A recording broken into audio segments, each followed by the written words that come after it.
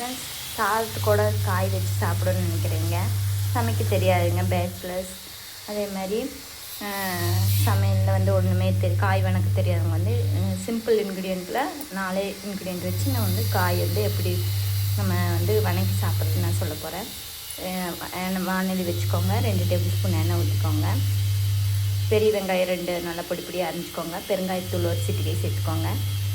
வெங்காயம் நல்லா வதங்கினதுக்கப்புறம் உங்களுக்கு பிடிச்ச காய் ஏதோ ஒரு காய் போட்டு நல்லா வணக்கிக்கோங்க.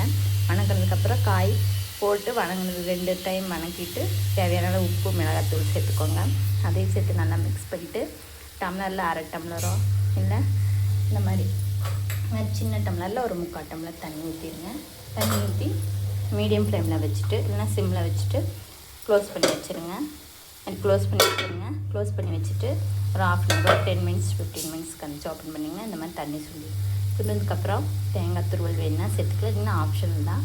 வெயிலுக்கு சளிச்சு போகுது இல்லையா, ஒரு நேரம் சாப்பிட்றவங்க தேங்காய் துருவல் சேர்த்துக்கோங்க, டேஸ்ட்டு சூப்பராக இருக்கும். இது மாதிரி உப்பு, காரம், வெங்காயம், பெருங்காயத்தூள் ஜீரணத்துக்கு, அப்புறம் 2 டேபிள் ஸ்பூன் எண்ணெய், தேவையான காய், 3/4 டம்ளர் தண்ணி நல்லா வேக வச்சுட்டு இந்த மாதிரி நல்லா வெந்ததுக்கப்புறம் தேங்காய் துருவல் சேர்த்து அப்படியே சர்வ் பண்ணிங்கன்னா தயிர் சாதத்துக்கு வச்சு சாப்பிட்டுக்கலாம், சுடு சாதத்தில் வச்சு சாப்பிட்லாம். காய் பிடிக்காதுங்க, இந்த மாதிரி ட்ரை பண்ணி பாருங்கள். கேரட் பீன்ஸாக இருக்கட்டும், இல்லை எந்த காய்கறியாக இருக்கட்டும், இந்த மாதிரி ட்ரை பண்ணி பாருங்கள். சேம் இன்க்ரீடியன்ட் தான், சிம்பிள் குக்கிங் தான். தெரியாதுன்னு தெரிஞ்சுக்கோங்க. இந்த மாதிரி ட்ரை பண்ணி பாருங்கள், எப்படி இருக்குதுன்னு மறக்காமல் கமெண்ட் பண்ணுங்கள். லைக் அண்ட் சப்ஸ்கிரைப் பண்ணுங்கள், சேனல் சப்ஸ்கிரைப் பண்ணுங்கள். இது உங்களுக்கு ரொம்பவே யூஸ்ஃபுல்லாக இருக்குன்னு நினைக்கிறேன். மறுபடியும் நான் ரீகேப் சொல்கிறேன். 2 டேபிள் ஸ்பூன் எண்ணெய், ஒரு சிட்டிகை பெருங்காயத்தூள், 2 பெரிய வெங்காயம் பொடி பொடியாக நறுக்கோங்க, இல்லை சின்ன வெங்காயம் ஒரு கைப்பிடி சேர்த்துக்கோங்க. அதுக்கப்புறம் நல்லா வதங்கினதுக்கப்புறம் தேவையான காய் சேர்த்துக்கோங்க. உப்பு மிளகாய்த்தூள் காய் கூடயே சேர்த்துக்கோங்க. காய் போட்டதுக்கப்புறம் உப்பு மிளகாய்த்தூள் சேர்த்து நல்லா வணக்கிக்கோங்க. 3/4 டம்ளர் தண்ணி ஊற்றி மூடி வச்சுருங்க சிம்மில்.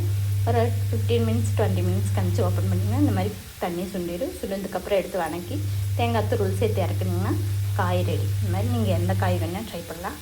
மறக்காமல் பிடிச்சிருந்தா லைக் பண்ணுங்கள். தேங்க்யூ.